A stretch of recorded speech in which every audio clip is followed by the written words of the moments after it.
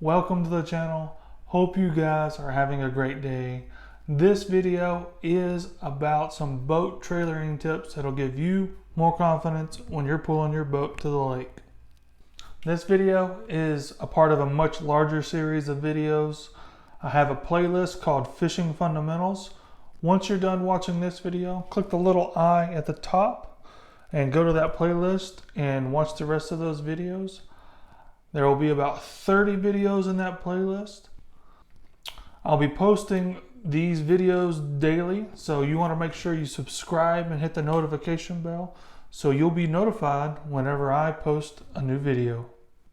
So now let's jump right into some boat trailering tips. So pulling a boat can be scary and disastrous if you really don't know what you're doing and if you don't prepare properly. So I have 3 different areas to help you get more confidence in pulling your boat and make yourself more prepared for any situation that comes your way. So the first is the preparation. This all happens before you even think about pulling your boat. So you should inspect your tires at least once per month or before you plan on pulling your boat.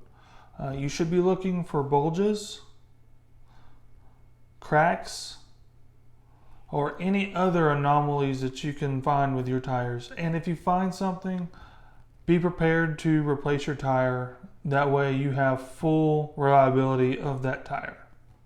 You also want to check your tire pressure and make sure you're running that tire at the manufacturer's recommendations. Check that right before you pull and make any adjustments as needed. Another part that is often overlooked is you want to check and grease your hubs at least once to twice a season, depending on how often you use your boat. I use mine 2 to 3 times a week, so you're going to see me check mine twice a year. But you want to be looking for any looseness, any grabs, or any just roughness within your hubs. The way you do that, just jack up that tire and grab it and do a little feel check. If you feel anything weird, it's time to pull it apart, check it out, and potentially replace it. So if your trailer is equipped with brakes, mine is not, you should at least check that once per season to see if your rotors are wore out or if your brake pads are getting thin. If either is the case, you definitely need to work on replacing those pretty soon. So one of the things you can check while you're at the water is when you go park your truck and your trailer up at the ramp, go by your boards, feel them, see if there's any soft spots or rotten spots or missing carpet.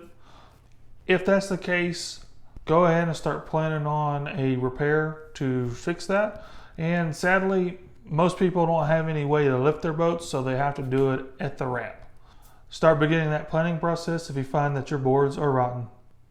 So another thing that you can do while you are at the ramp is once you're done inspecting your boards, you can actually inspect the rest of the trailer fairly easy and see if there's any missing paint, excessive rust, and if there is, while you're working on your boards or if you have other maintenance needs on your trailer, you can clean those spots up and give them a fresh coat of paint. You might want to let your trailer dry out for that, so you may want to be on the water for an hour or 2 and then come back and do it. And the last thing about preparing before your trip or during your trip to make sure your trailer maintenance is up to par is to inspect your lights at least 1 to 2 times per season. Actually, I do this probably once a month. I can do it in my garage when it's dark. You just hit the blinker, make sure everything flashes. It's not too hard to do by yourself. You just gotta take some time to do it. So now it's time to talk about the hooking up part. Well, that sounds awful. It sounds like something you do on a dating site. Well, my wife and I met on a dating site, so thumbs up for that. So when you're getting ready to hook up your boat to your trailer, you want to make sure you leave the chocks underneath or between your tires if possible. It's much safer to do that and you won't lose control of your trailer. If you have to, just give yourself a little space, a couple inches, so your trailer doesn't go wild. Now, as you're getting ready to hook up the boat to your trailer, you want to make sure that your hitch is secure. Either make sure the pin's all the way in, your locking device is secure. You do not want your hitch to come off while you're pulling your boat. Check to see if there's a little bit of grease on the ball. If not, you'll have lots of rubbing on between the hitch and the ball, and you will have some deterioration there, and not good stuff happens after that. It starts to rust and all that fun stuff. So just make sure you have a little bit of grease. You don't need a whole lot, just to lubricate that joint. So 2 pieces here I'm going to talk about in a row is we want to make sure that the locking mechanism on the tongue is working properly and doesn't just randomly come undone.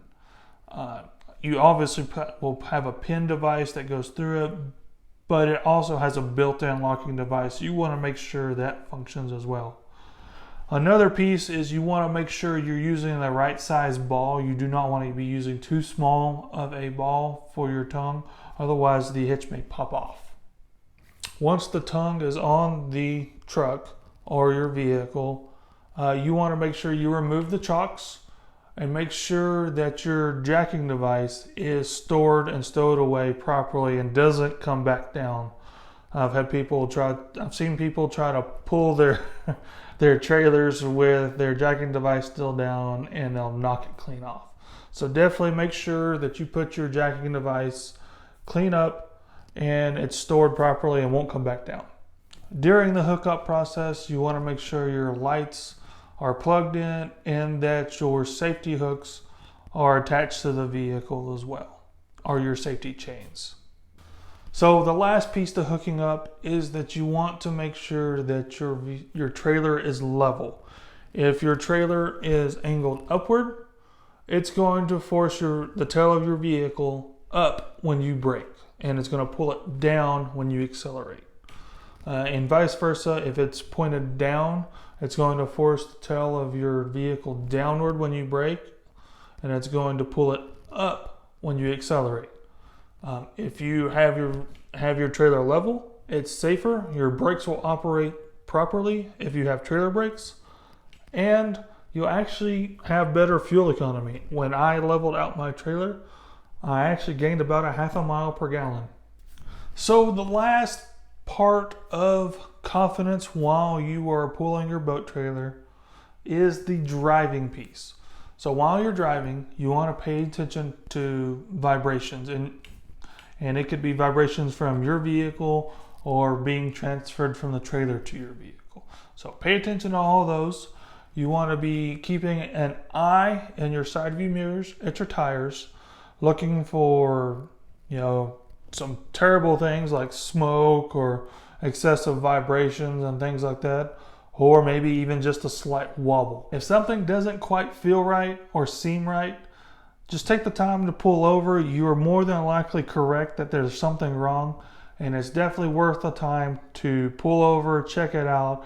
And if it is nothing, hey, you just wasted just a few minutes just to double check and make sure you're completely safe.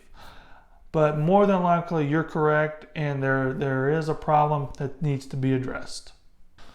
So another piece to driving is that whenever you do stop, or if you're on a long trip, try to plan some stops so you can go feel the tires and the hubs and make sure they're not getting too hot. And a rule of thumb is if it kind of burns your hand, you probably have an issue that needs to be addressed. If you catch it early enough, you can finish your trip and then plan on fixing it when you get back. But if it's really, really hot, you probably need to stop and go ahead and have a repair plan. So guys, I hope this video gave you more confidence in pulling your boat by being better prepared, by being aware while you're driving and while paying attention when you're hooking up. You're more likely to have a successful trip and have some fun at the water. If I missed something, let me know in the comments below. If there's some more questions that you have, also let me know. But like always, until next time, get out there and go catch you some fish.